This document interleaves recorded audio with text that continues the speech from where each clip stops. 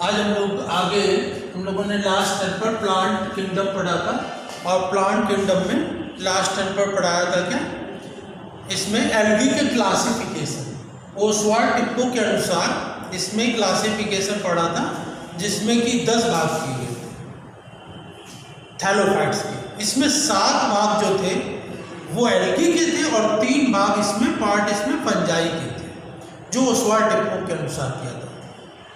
उसी के आगे आज हम एल्गी या शैवाल के लक्षणों को पढ़ते हैं।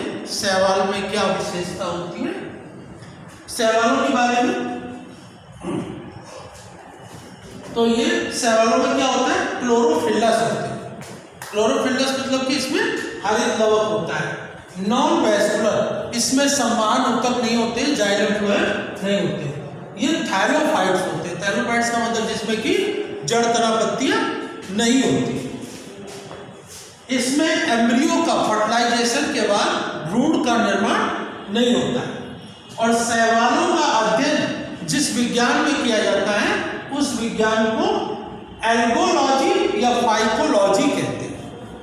एल्गोलॉजी भी कहते हैं, फाइकोलॉजी भी कहते हैं।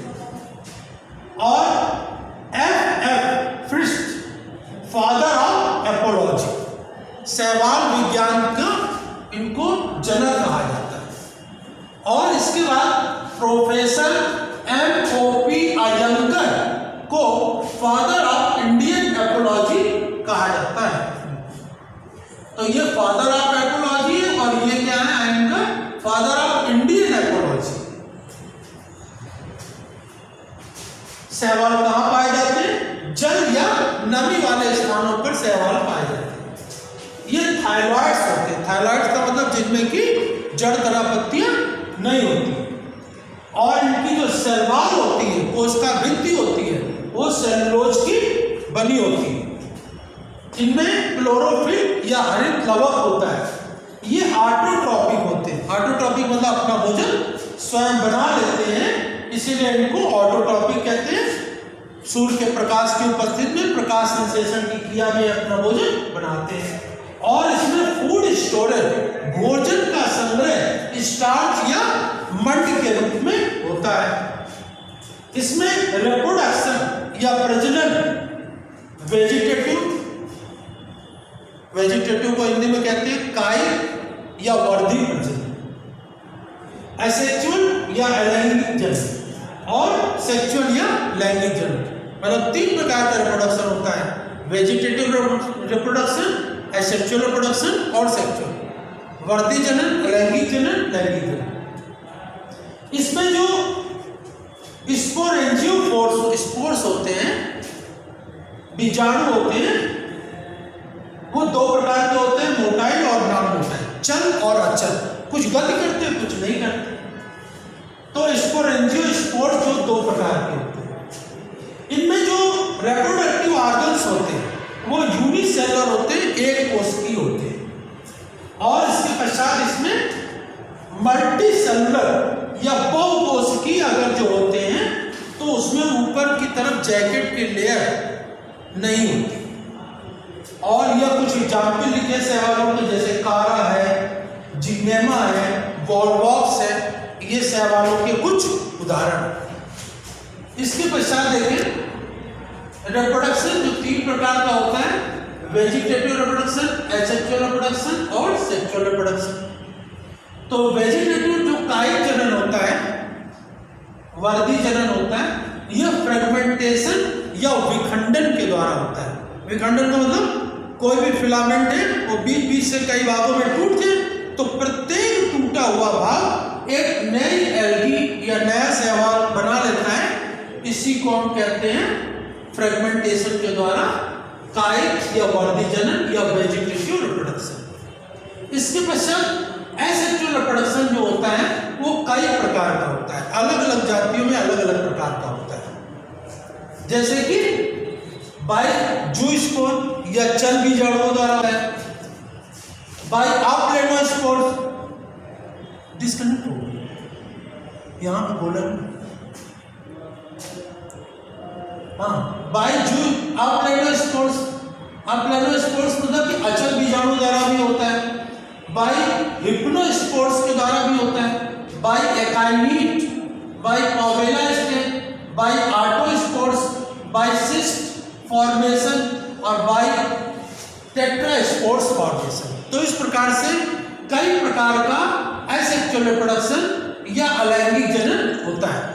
इसके पश्चात जो लैंगिक जनन होता है, सेक्सुअल रिप्रोडक्शन होता है, वो 3 प्रकार का होता है, आइसोगैमस, एनाइसोगैमस और oogamous। सेक्सुअल रिप्रोडक्शन में गैमीट आपस में मिलते हैं, मेल और फीमेल गैमीट आपस में मिलते हैं। तो आइसोगैमस में 2 गैमीट मिले, लेकिन आइसो मीन्स होता है समान, 2 समान प्रकार के गैमीट मिलते हैं, मतलब मेल फीमेल गैमीट एक जैसे होते हैं, तो उनको कहते हैं, उस प्रकार के सेक्सुअल रिप्रोडक्शन को कहते हैं आइसोगैमस, एक ही प्रकार के गैमीट से। एनाइसोगैमस में मतलब क्या होगा? आइसोगैमस मतलब दोनों एक ही प्रकार के, मतलब दोनों गति करने वाले हैं, दोनों छोटे हैं, दोनों का आकार, प्रकार, शेप, साइज सब एक जैसा है, तो वो आइसोगैमस टाइप का। और जिसमें गैमीट्स एक बड़ा हो और दूसरा छोटा हो, लेकिन दोनों गतिशील हो, दोनों मोटाई हो, तो उसमें क्या कहते हैं? एनाइसोगैमस टाइप का सेक्सुअल रिप्रोडक्शन। और oogamous टाइप में ये अलग होता है। oogamous में क्या होता है कि जो फीमेल होगा वो बड़ा होगा और नॉन मोटाइल होगा, उसमें फ्लैचेला नहीं होगा, लेकिन मेल जो होगा छोटा होगा और उसमें फ्लैचेला होगा, वो गतिशील होगा। तो इस प्रकार से इसमें oogamous टाइप का होता है। तो आइसोगैमस टाइप में क्या होता है? दोनों गैमीट्स गतिशील होते हैं और एक जैसे होते हैं। एनाइसो में से एक बड़ा होता है, एक छोटा होता है, लेकिन दोनों गतिशील होते हैं, ये एनाइसोगैमस। और oogamous में एक बड़ा होता है लेकिन नॉन मोटाइल, गति नहीं करता है, और oogamous जो छोटा होता है वो मेल होता है, वो गतिशील होता है, ये फ्लैचेला होता है। तो इस प्रकार की कंडीशन है जिसमें फीमेल बड़ा है, गतिशील नहीं है, और मेल छोटा है, गतिशील, वो oogamous टाइप का सेक्सुअल रिप्रोडक्शन। एनाइसोगैमस में एक बड़ा है, छोटा है, लेकिन दोनों गतिशील हैं, तो एनाइसोगैमस। आइसोगैमस में आकार एक जैसा होता है लेकिन दोनों गतिशील होते हैं, तो इसको कहते हैं आइसोगैमस। तो इस प्रकार से शैवालों के ये मुख्य लक्षण होते हैं और इसमें रिप्रोडक्शन इसके द्वारा होता है। इसके अलावा शैवालों का बहुत ही इकोनॉमिक इंपॉर्टेंस है, आर्थिक महत्व भी है। अब शैवालों का आर्थिक महत्व क्या होता है? शैवालों को भोजन के रूप में इस्तेमाल किया जाता है। बहुत से शैवालों को जानवर और मनुष्य भी यूज करते हैं। तो नंबर 1, शैवालों को भोजन के रूप में प्रयोग किया जाता है। नंबर 2, शैवालों का उपयोग कॉस्मेटिक बनाने में भी किया जाता है। नंबर 3, कई शैवालों से विटामिन ए और डी के कैप्सूल भी बनाए जाते हैं। इसके अतिरिक्त एक शैवाल होती है जिसका नाम है लैमिनेरिया डिजिटाटा। लैमिनेरिया डिजिटाटा से आयोडीन निकाली जाती है, और ये आप केमिस्ट्री में, इनऑर्गेनिक केमिस्ट्री में पढ़ेंगे।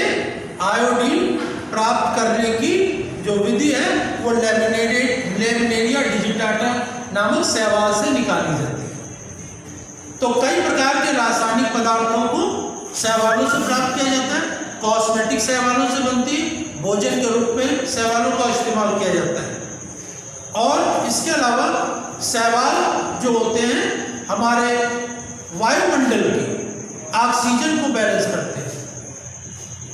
समुद्र का क्षेत्र पृथ्वी का बहुत बड़ा क्षेत्र है, लगभग 75